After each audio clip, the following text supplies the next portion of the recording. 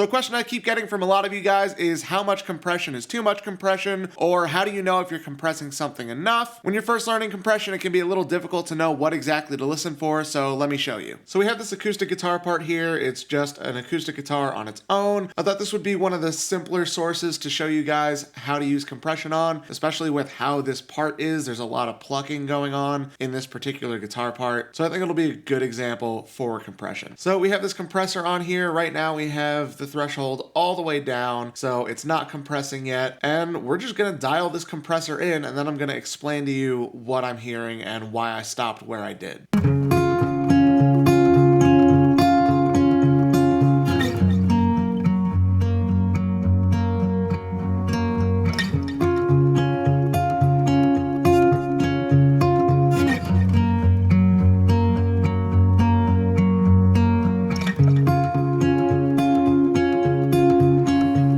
So honestly, right there feels good to me. It's really not compressing all that much right now. We were getting like maybe 1 dB of gain reduction, and we could compress this a little more. It's going to depend a little bit on taste. But the reason I stopped it here is because as we start to go beyond this point, I felt like we were losing the attack of all the individual plucks. Again, this can kind of be a personal taste thing. And of course, with this style of compressor, we don't have control over the attack and release time. If we had another compressor that did have attack and release time, we could probably compress it more and just mess with the attack time a little bit. I'll show you that after this, but for now, this is where I'm liking it. Now, I'm gonna under compress it a little for a second to show you what that sounds like, and then I'm gonna over compress it to show you what that sounds like.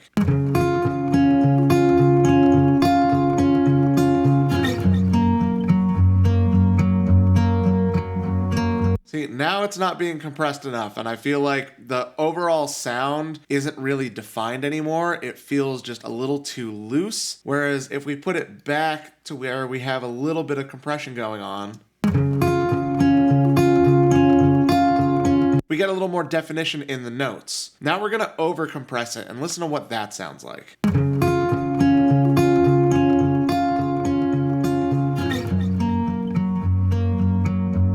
Now right here, it still doesn't sound all that bad. We could probably get away with compressing it this much, but let's go beyond this and see where it goes.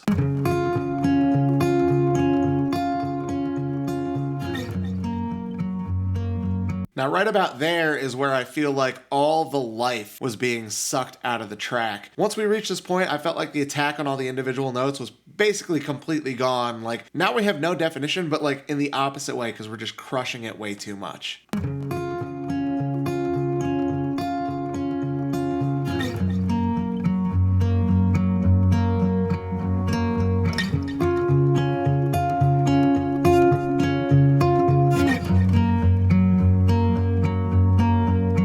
I feel like that's a more appropriate range. Now, obviously, I don't want you guys copying these exact settings because these exact settings are not going to necessarily work for whatever you're working on. Like, it's a matter of dialing it in to fit the sound that you're working on. But that's what I'm listening for with compression is I don't want to over compress it. I don't want to take the life out of it, but I still want to add a little bit more definition and a little bit more movement to the part itself. Now we're gonna mess with a compressor that does have attack and release so I can show you what those controls really do. Now this is an 1176 style compressor, and you need to remember with an 1176 style compressor, as the numbers go up, the attack and the release get faster, and as the numbers go down, they get slower. Kind of counterintuitive, but that's how it works on here. But let's dial this one in.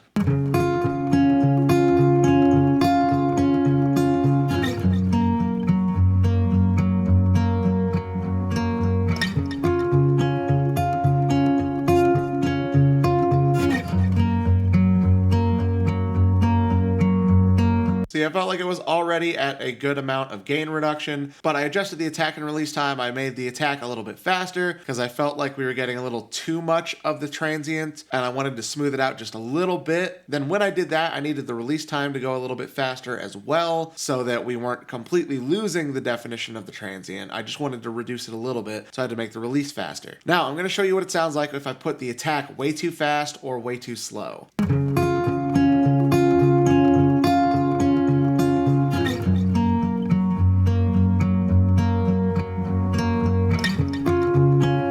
Had to get a little more gain reduction to really let you hear what this is doing.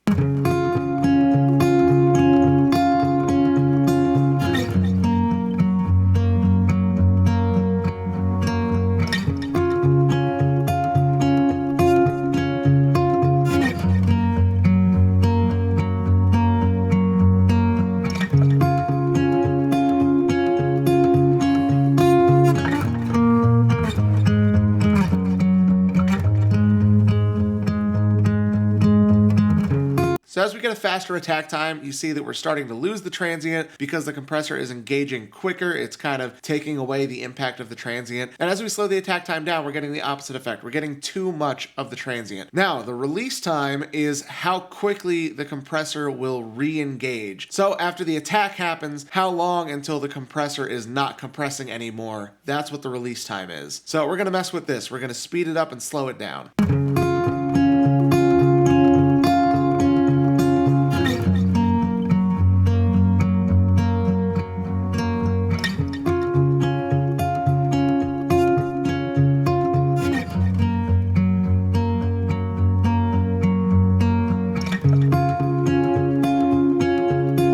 Now, pushing the release time to the extremes almost gives us the opposite effect of what the attack is doing. If we make the release time too fast, we're getting more of the transient information. And if we make the release time too slow, we're getting less of the transient information. And the reason for that is if we have a really slow release time, the compressor is not completely disengaging before the next transient hits. So if the compressor is still compressing before the next transient, it's not coming through as much as we wanted it to when we initially set the attack time. So there's a lot to compression, guys. It's a balance of how much gain reduction you're using, how quick the attack and release times are. Like, there's a lot of variables and it can be complicated to understand what's going on. But I hope this video at least gave you a general idea about what you should be listening for with compression.